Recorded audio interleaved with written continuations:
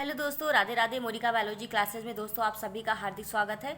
चलिए आज हम बात करते हैं आनुवांशिक कूट के बारे में। ये बहुत ही इंपॉर्टेंट क्वेश्चन है। यहाँ से आपके पेपर में क्वेश्चन पूछा जाता है कि आनुवांशिक कूट यानी जेनेटिक कोड क्या होते हैं और इनकी विशेषताएं क्या हैं।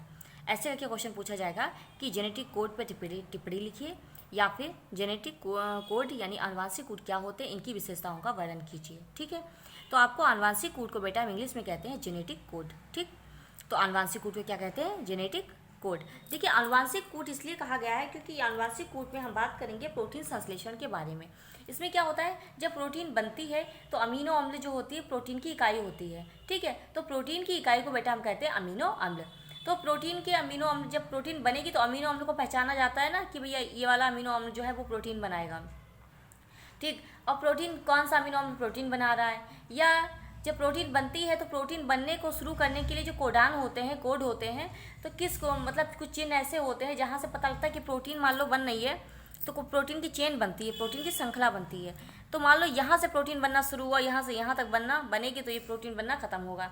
तो कुछ ऐसे कोड होते हैं जो कि क्या होते हैं, यहाँ पे मान लो AUG कोडान होता है एक।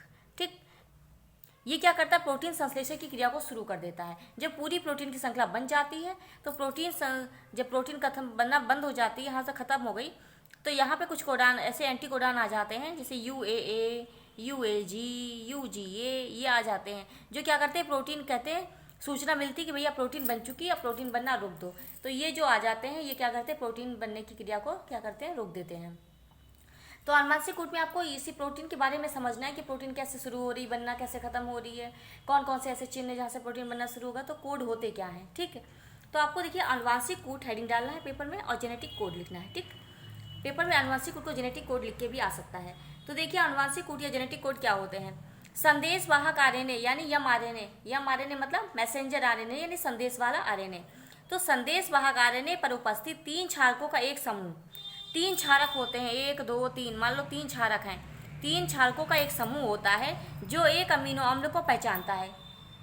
यानी कि संदेश वाहक आरएनए पर उपस्थित 3 क्षारकों का एक समूह जो एक अमीनो अम्ल को पहचानता है आनुवांशिक कूट कहलाता है। यानी कि अमीनो अम्ल को पहचानने वाला जो 3 क्षारकों का 3 क्षारक एक साथ मिलते हैं, एक समूह बना लेते हैं जो अमीनो अम्ल को पहचान लेते हैं। ठीक है, जिसे हम कहते हैं आनुवांशिक कूट।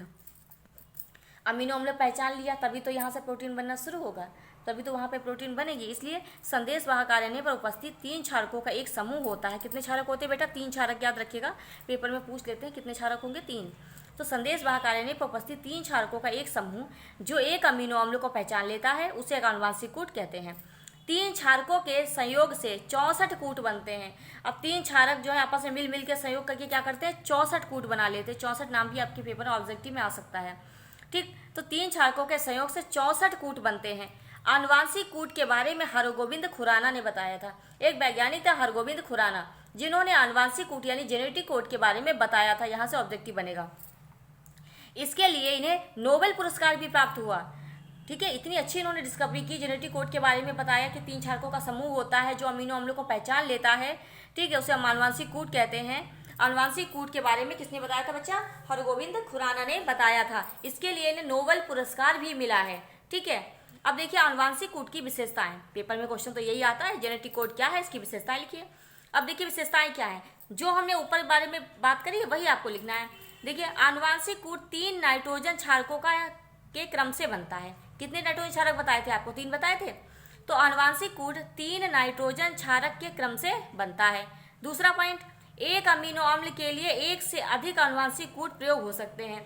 एक अमीनो अम्ल के लिए, मान लो एक अमीनो अम्ल बनाना है तो उसके लिए एक से अधिक आनुवांशिक कूट प्रयोग हो सकते हैं, प्रयोग में ला सकते हैं। ठीक, तो 2 पॉइंट हो गए।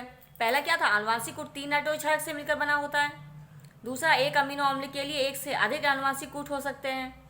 तीसरा पॉइंट है, एक आनुवांशिक कूट केवल एक ही अमीनो अम्ल को कोडित करता है।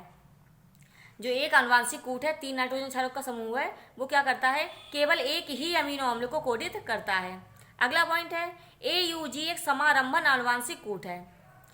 समारंभन मतलब शुरू करने वाला, प्रोटीन की क्रिया को शुरू करने वाला एक आनुवांशिक कूट होता है AUG।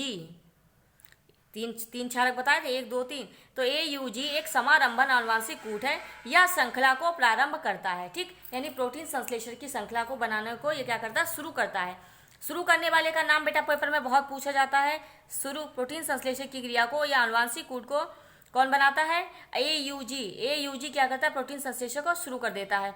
अगला पॉइंट है UAA, UAG, UGA समापन कूट है।